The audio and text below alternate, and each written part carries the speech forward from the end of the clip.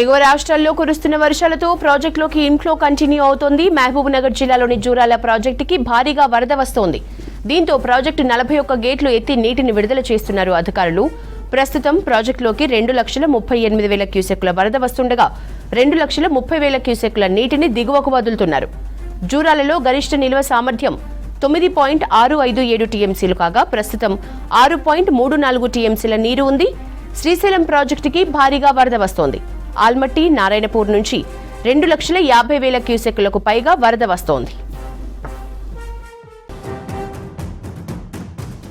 జూరాల ప్రాజెక్టులోకి భారీగా వరద వస్తోంది. దీంతో పర్యాటకులు పెద్ద సంఖ్యలో జూరాలకు తరలివస్తున్నారు.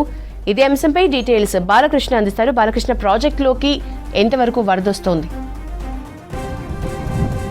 యశోద, జూరాల ప్రాజెక్టుకి భారీ స్థాయిలో వరద వస్తుంది. దాదాపు 2,30,000 క్యూసెక్ల పైగా ఇన్ఫ్లో వస్తుంది. అటు నారాయణపూర్ డ్యామ్ నుంచి కూడా 2,60,000 క్యూసెక్ల వరద వస్తుంది. దీంతో జూరాల ప్రాజెక్టు దగ్గర ఒక సందడి వాతావరణం అయితే క్లియర్గా కనిపిస్తుంది. 41 స్పిల్వే గేట్లు ఎత్తి వాటర్ని దిగువకు విడుదల చేస్తున్నారు. 2,30,000 క్యూసెక్ల అవుట్ఫ్లో వెళ్తుంది. సో ఒక సందడి వాతావరణం, ఒక కోలాహలం అయితే క్లియర్గా కనిపిస్తుంది.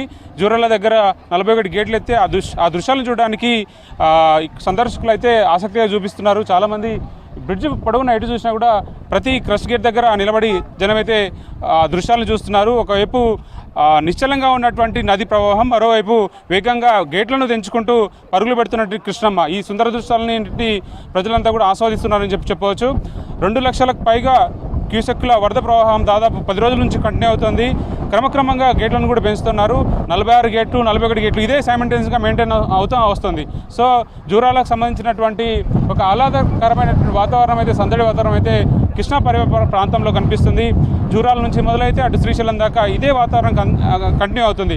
పుష్కర ఘాట్ల దగ్గర, నదీ తీర ప్రాంతాలు అయితే ఒక కోలాహలం అయితే క్లియర్ కనిపిస్తుంది. మనకు కేవలం ఈ సీజన్లో మాత్రమే ఒక ప్రకృతి రమణీయమైనటువంటి సన్నివేశం క్లియర్ కనిపిస్తుంది. ఈ క్లైమేట్ని ఆస్వాదించడం కోసం సందర్శకులంతా కూడా ఎదురు చూస్తుంటారు. వర్షాకాలంలో ఈ క్లైమేట్ని ఎక్కువగా ఆస్వాదిస్తారు.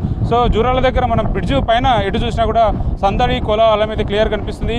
బ్యాక్ వాటర్ నుంచి, అంటే మనకు ఎగువ ప్రాంతం నుంచి కర్ణాటక, మహారాష్ట్రలో వస్తున్నటువంటి భారీ వరదల కారణంగా 2 లక్షలకు పైగా ఇన్ఫ్లోస్ వస్తున్నాయి. 2,60,000 క్యూసెక్ల వరద ప్రవాహం నారాయణపూర్ డ్యామ్ నుంచి వస్తుంది. సో ఆ లెవెల్ని యాజ్ ఇట్ ఈస్గా మెయింటైన్ చేస్తూ జూరాల ప్రాజెక్టులో పూర్తి స్థాయి నీటిలో సామర్థ్యం 9.6 టీఎంసీ అయితే ఆ లెవెల్ని యాజ్ ఇట్ ఈస్గా మెయింటైన్ చేస్తూ వరదను కిందికి విడుదల చేస్తున్నారు.